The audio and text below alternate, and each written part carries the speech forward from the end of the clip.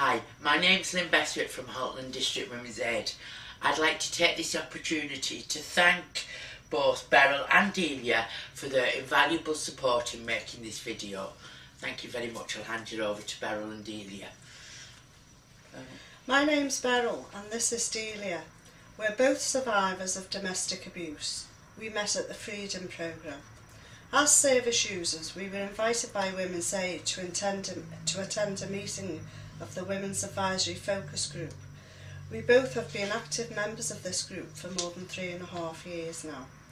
We feel that as successful survivors of domestic abuse, it would be a good initiative on our part to share our experiences of the services that we receive, so that women who are currently living with or rebuilding their lives after domestic abuse could benefit from the best support specifically to meet their needs. Our aim is to identify any gaps or shortcomings in the services provided for the women and children of Halton, and to highlight any practices currently in use that could put already vulnerable women at even greater risk. We also put forward any ideas or recommendations that we think would enhance or improve the services already on offer.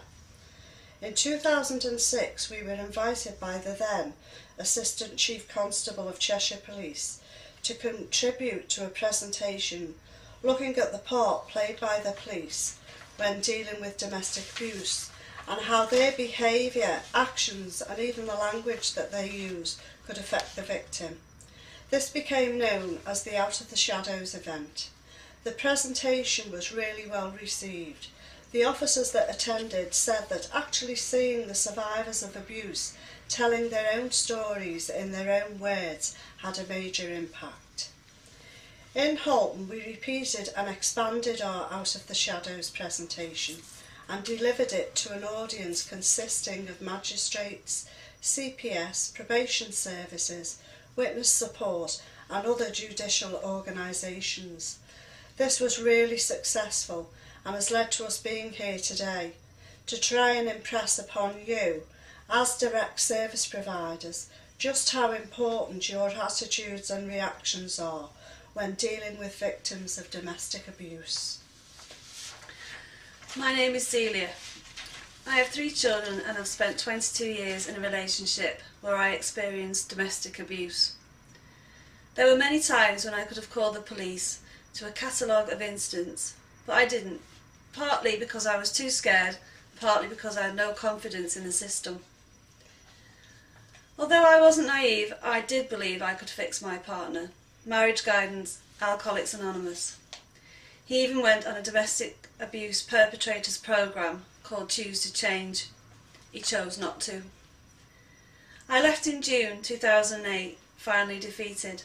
I contacted Women's Aid, who arranged for me to go to a refuge in Widnes. However, my ex-partner tracked me down and started to harass and stalk me and my family. In September 2008, I found out I had a serious illness and so decided to return to my hometown of Crewe, where I could get the help and support from my family that I needed because of my illness. The stalking and harassment continued more and more intently. He disrupted my children's lives continually, picking them up from school and not letting me know, arranging to have them and then letting them down. I was bombarded with abusive phone calls and texts, even threats to kill me and my family. I was at my wit's end. I couldn't ignore the calls. He had the children and he was sounding more and more unhinged. I had contacted the police, but they had so far taken no action. In desperation, after receiving 52 missed calls in one morning, I drove to the police station. The officer on the desk was very good. While I was telling her what had happened, my phone rang again with a barrage of threats. The officer heard every word and recorded it on the computer. She informed one of her colleagues who came to take a statement from me. At one point I was left alone while the officer went to check with his superiors to see if there was enough evidence to prosecute. I found this really quite distressing. I was already very upset. My ex-partner was arrested later that evening and charged with harassment. On his arrest, my children were returned to me by the arresting officers, My phone was taken as evidence. He appeared in court on the 23rd of April 2009 and he pleaded guilty. He was sentenced to 100 hours community service with £60 court costs and I was granted a restraining order. He continues to disrupt my children's lives. He still does not adhere to the access arrangements, so I have to deal with the upset he causes. Having completed the Freedom Programme run by Women's Aid, I felt stronger and able to make a statement and go to the courts. I have since gone on to train to facilitate the programme myself.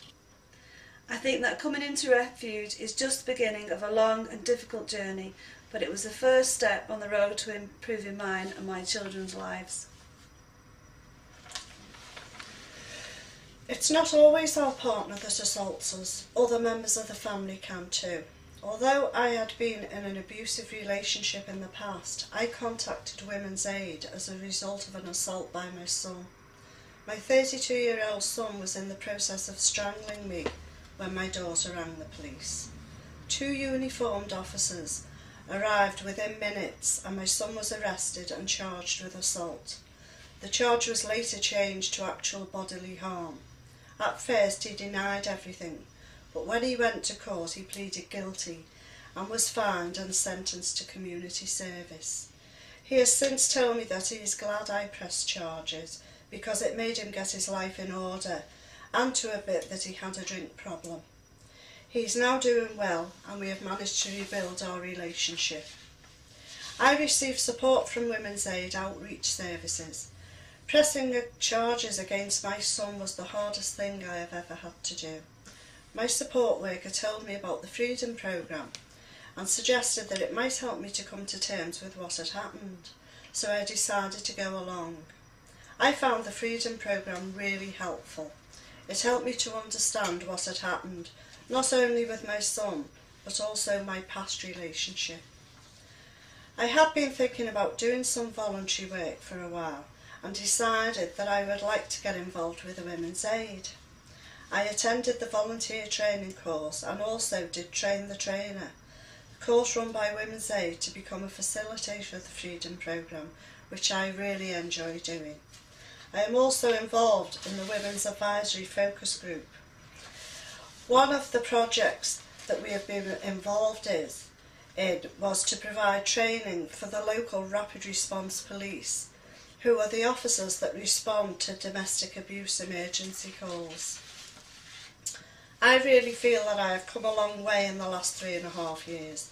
My life has improved no end and I've really grown in confidence. The end.